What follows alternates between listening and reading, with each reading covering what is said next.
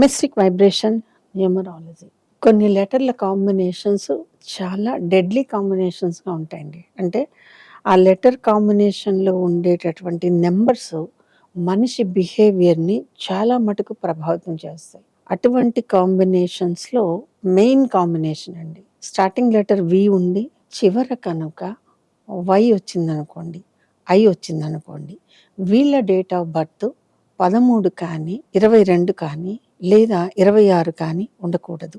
ఉంటే మామూలుగా ఉండదండి. ఎంత నెగెటివ్‌గా అది పెరిగిపోతుంది అంటే, జనరల్‌గా నేమంటేనే మనకి లైఫ్ టైమ్‌లో ఒకసారి పెట్టుకున్నప్పుడు మనతో పాటు కూడా మన పేరు పెరుగుతూనే ఉంటుంది. అంటే మనం ఒక నంబర్‌లో ఇచ్చేస్తామండి. ఈ నంబర్ ఇది అని. కానీ ఆ నంబర్‌ని ఇచ్చేటప్పుడు మనము ఒక మనిషి వయసు 50, 60 ఏళ్ళకి ఆ నంబర్ ఎందులోకొస్తుందో కౌంట్ చేసుకుని మనం దానిలో ఫిక్స్ చేయాలి. నేనందుకే 23 గొప్ప నంబర్ అంటే నమ్మను. 41 గొప్ప నంబర్ అంటే నమ్మను. ఒకవేళ మీరు పుట్టినప్పుడు 23 నంబర్ పెట్టారు. అది 25 ఏళ్ళప్పుడు ఈ 23 ఏమవుతుందో మనకు తెలియాలి. ఏముంది 23 ఉంటుంది కదా! అంటే మీకేం తెలియనట్టే లెక్క. మీతో వాదించడం కూడా వేస్ట్ అప్పుడు. సో, 25 ఇయర్స్ అప్పుడు మీ 23 నంబర్ ఏం చేస్తోంది? ఏ రకంగా మెటమార్ఫసిస్ అయ్యింది? ఏ రకంగా ట్రాన్స్‌ఫార్మ్ అవుతుంది? సో, అందుకే మనం పిల్లలకి పేర్లు పెట్టేటప్పుడు ఆ పేరు టోటల్ ఏదైతే ఉందో దాన్ని మీరు మినిమమ్ 70 ఇయర్స్ క్యాలిక్యులేషన్ వేసుకోండి. ఎందుకంటే మనం పేరు పెట్టినప్పుడు అది 23 అని మీరు అనుకున్నట్లయితే, నేనెప్పుడు 23 అని అనుకోను. మీరు అనుకున్నట్లయితే రెండవ ఏడాదికి 23 ఏమవుతుంది? ఒకవేళ అదే 23 అలాగే ఉంటే పిల్లవాడు లేవడు, నడవడు, ఏముండదు. పెరగాలి. ఒక 10 ఇయర్స్ వచ్చినప్పుడు 23 ఎలా మారుతుంది? మారాలి. లేకపోతే పిల్లవాడు చదవడు. 18-20 ఇయర్స్ వచ్చినప్పుడు ఈ 23 ఏ రకంగా పనిచేస్తుంది? అలాగే పనిచేయాలి. లేకపోతే అతని ప్రొఫెషన్ సున్నా. ఇదే 23 25-30 ఇయర్స్ మధ్యలో ఉండాల్సిన ట్రాన్స్‌ఫర్మేషన్‌లో లేకపోతే వివాహం జరగదు. ఖచ్చితంగా జరగదు. 30-55 ఇయర్స్ అప్పుడు ఇదే 23 నంబరు ఎవ్రీ ఇయర్ కనుక ట్రాన్స్‌ఫార్మ్ కాకపోతే మీ దగ్గర సేవింగ్స్ ఉండవు. మీకు ప్రాపర్టీస్ ఉండవు. అన్నిటినీ మించి నర్వస్ సిస్టమ్‌కి సంబంధించిన ప్రాబ్లమ్స్ రైజ్ అయిపోతాయి. ఇప్పుడు చెప్పండి. నిజంగా 23లో పేరు పెట్టుకోవటం అంత గొప్ప పనా? 23లోకి రావటం కోసం మీరు ఒక ఏ వేసేస్తే అది 23కి వచ్చేస్తుందా? మరి అంతకు ముందున్న 22 పని చేయకుండా కూర్చుంటుందా? కాబట్టి చాలా మట్టుకు బేస్‌లెస్ థియరీస్, ఐ థింక్ న్యూమరాలజీలో ఉన్నన్ని బేస్‌లెస్ థియరీస్ ఇంకా దేంట్లో లేవు. The second subject is astrology అండి.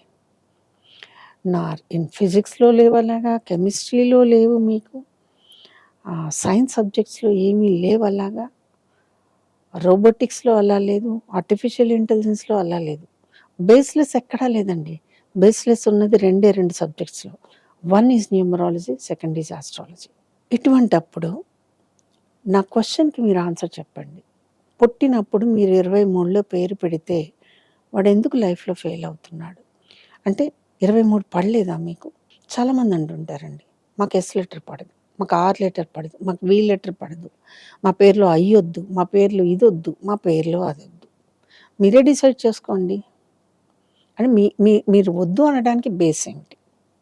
మా ఫ్యామిలీలో ఎస్‌తో పేరున్న వాళ్ళు ఎవరి ఫ్యామిలీ లైఫ్ బాలేవు కాబట్టి మా పాపకి ఎస్‌తో పేరొద్దు. అవునా?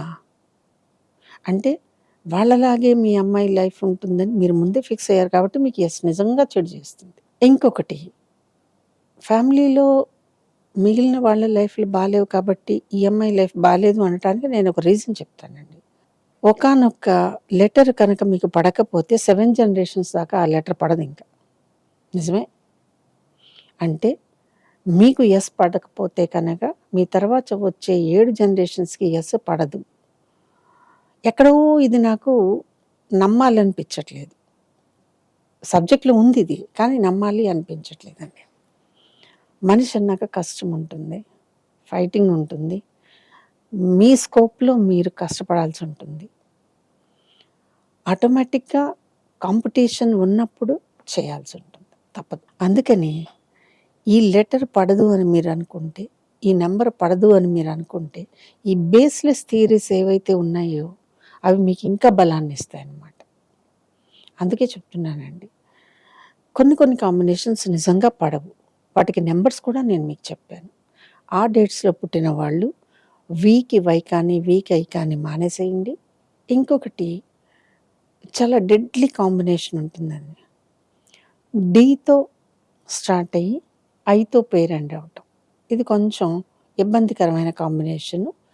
ఎస్పెషల్లీ 4, 13, 22, 26 డేట్స్లో పుట్టిన వాళ్ళకి.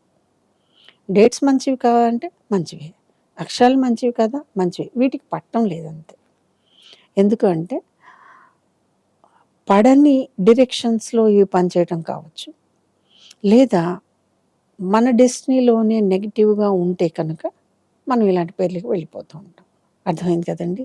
పడటం పడకపోవటం దీని వెనకాల ఉన్న క్లారిటీ అయితే ఇదే.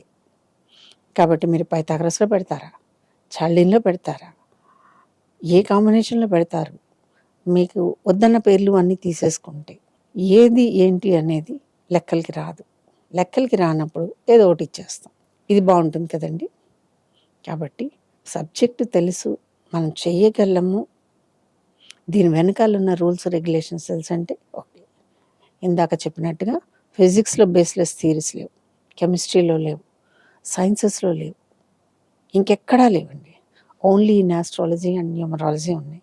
కాబట్టి ఇవి కూడా సైన్స్కి సంబంధించిన సబ్జెక్ట్స్గా మీరు ట్రీట్ చేస్తున్నట్టయితే బేస్లెస్ థియరీస్ రావు. ఈ వీడియో కనుక మీకు నచ్చినట్లయితే లైక్ చేయండి, షేర్ చేయండి, మా ఛానల్ని సబ్స్క్రైబ్ చేయండి.